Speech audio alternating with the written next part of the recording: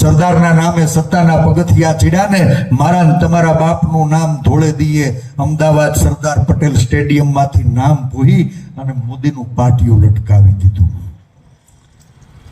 આ ગાંધીનું ગુજરાત છે. તમે ગાંધીને ગાળું દીધી વાંધો નહીં, સરદારના નામે રાજકીય રોટલા શેકા વાંધો નહીં.